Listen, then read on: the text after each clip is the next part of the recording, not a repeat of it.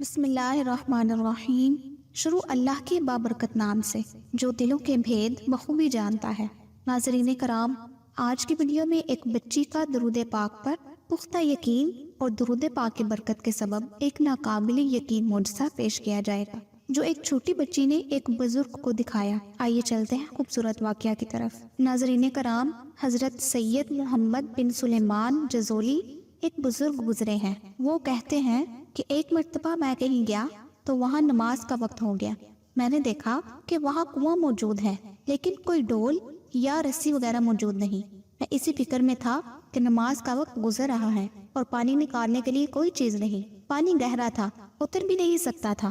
میں ادھر ادھر دیکھ رہا تھا کہ اتنے میں ایک بچی آئی اور پوچھا، چچا کیا تلاش کر رہے ہیں؟ میں نے کہا، بیٹی میں نے وضو کرنا ہے لیکن پانی نکالنے کا کوئی ذریعہ نہیں۔ اس نے پوچھا، آپ کا نام کیا ہے؟ میں نے کہا، مجھے محمد بن سلیمان جزولی کہتے ہیں۔ بچی بولی، آپ وہ سلیمان ہیں جن کو سب بزرگ کہتے ہیں؟ میں نے کہا کہ ہاں، لوگ مجھے بزرگ کہتے ہیں۔ تو کہنے لگی کہ آپ کا ایسا کوئی نیک عمل ہے جس کے ذریعے آپ اللہ تعالیٰ سے دعا مانگے اور پانی اوپر آ جائے؟ میں نے کہا کہ نہیں بیٹا، میرا کوئی ایسا عمل مجھے معلوم نہیں۔ تو وہ کہنے لگی، لوگ ایسے ہی کہتے ہیں کہ بہت بڑا بزرگ ہے اور آپ ہیں کہ کنویں سے پانی بھی نہیں نکال سکتے۔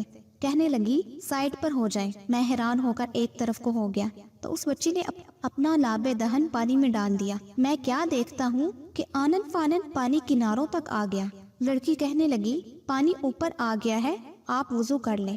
میں نے کہا، وضو تو میں کر لوں گا لیکن کہیں آپ چلی نہ جاؤ۔ پہلے یہ بتاؤ کہ تمہارا ایسا کون سا عمل ہے جو اللہ تعالیٰ نے آپ کی لاب میں اتنی طاقت رکھی ہے کہ پانی اوپر آ گیا؟ تو اس بچی نے کہا کہ چچا، میں رسول کریم صلی اللہ علیہ وآلہ وسلم پر درود بہت زیادہ پڑھتی ہوں اور میں جب یہ عمل اللہ تعالیٰ کے سامنے رکھوں تو اللہ تعالیٰ میری حاجتیں پوری فرما دیتا ہے۔ سبحان اللہ۔ یہ سن کر میں نے عہد کیا کہ جب میں واپس اپنے وطن جاؤں گا تو درود پاک کے فضائل پر کتاب لکھوں گا۔ پھر حضرت محمد بن سلیمان نے درود پاک رسول کریم صلی اللہ علیہ وآلہ وسلم کے متعلق کتاب لکھی جو دلائل الخیرات کے نام سے مشہور ہوئی، بحوالہ سعادت الدارین۔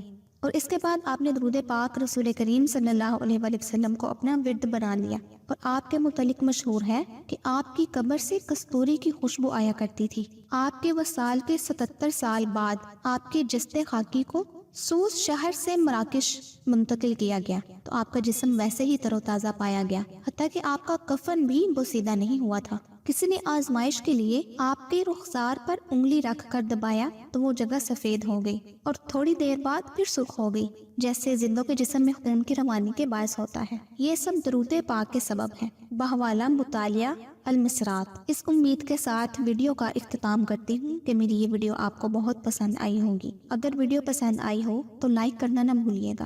اگلی ویڈیو تک کے لیے مجھے اجازت دیجیے۔ اللہ آپ سب کا حامی و ناصر ہو، آمین یا رب العالمین۔